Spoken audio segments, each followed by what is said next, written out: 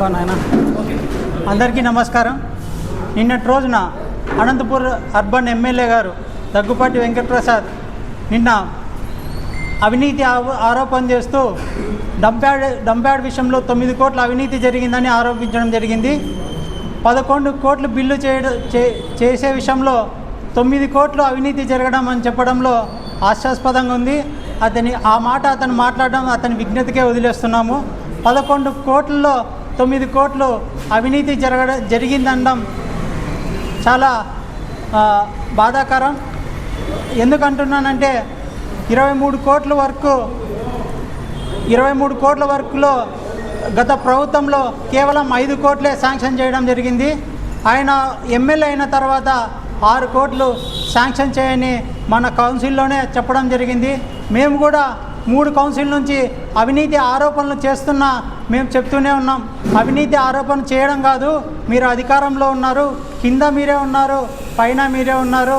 మీరు ఆరోపణ చేసే సామాన్య వ్యక్తి ఆరోపణ చేస్తాడు, మీరు అధికారంలో ఉన్నారు కాబట్టి రుజువు చేయమని మేమే కౌన్సిల్లో 3 సార్లు విజ్ఞప్తి చేసినా కూడా ప్రతిసారి ఆయనకి ఎక్కడ అవినీతి ఆరోపణలు చేసే విధంగా గత పాలన మా ఎమ్మెల్యే గారు చేసినారు కాబట్టి ఏదో ఎవరో చెప్తే పిల్లోల మాదిరి వచ్చి ప్రతిసారి కౌన్సిల్ ప్రెస్ మీట్లో డంప్యార్డ్లో అవినీతి జరిగిందని ఆరోపణ చేయడం జరుగుతుంది. నేను ఒకటే చెప్తున్నా, అధికారులంతా మున్సిపల్ ఆఫీస్లో అధికారులంతా మీరు పిలిపించుకున్న వాళ్ళే కదా, వాళ్ళని ఒకసారి పిలిపించుకోండి. ఎక్కడ అవినీతి జరిగింది, గత ప్రభుత్వంలో 5 ఏళ్ళలో అభివృద్ధి జరిగిందా లేదా, ఈ సంవత్సరంలో అభివృద్ధి ఎంత జరిగిందని ఒకసారి తెలుసుకోండి అని కూడా నేను వాళ్ళకి విజ్ఞప్తి చేస్తున్నాను. ప్రతిసారి గత 5 ఏళ్ళలో అభివృద్ధి జరగలేదని ఆరోపిస్తూనే ఉన్నాడు. ఈరోజు నేను ఒకటే చెప్తున్నాను, ఈరోజు పోయి భూమి పూజ చేస్తూ ఇంత పెద్ద ఫోటో వేసుకుంటున్నాడు శిలాఫలకాల మీద, అతనికి గుర్తు చేస్తున్నాను. ఈరోజు అయితే ఏదైతే భూమి పూజ చేస్తున్నాడో ఈ భూమి పూజ చేసిన ప్రపోజల్ అంతా మా కౌన్సిల్లో పెట్టినట్టువే అని కూడా ఆయన గుర్తు చేస్తున్నాను. ఇంకోటి సూటిగా అడుగుతున్నాను, ఏ ఒక్కటైనా ఒక ఎస్టిమేషన్ అయినా వేసి వాళ్ళు ఒక వర్క్ కంప్లీట్ చేశాడా ఈ సంవత్సరంలో అని కూడా నేను సూటిగా ప్రశ్నిస్తున్నాను.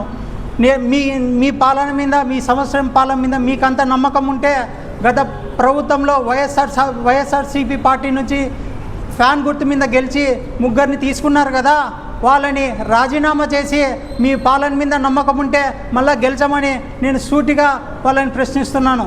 అంతే తప్ప నోటికి వచ్చిన మాటలు మాట్లాడితే ఎవరు ఇక్కడ చూస్తూ కూర్చోరని కూడా చెప్తున్నాను. ఏదైనా అవినీతి ఆరోపణ చేస్తే దానికి కట్టుబద్ధంగా ఏదున్నా కూడా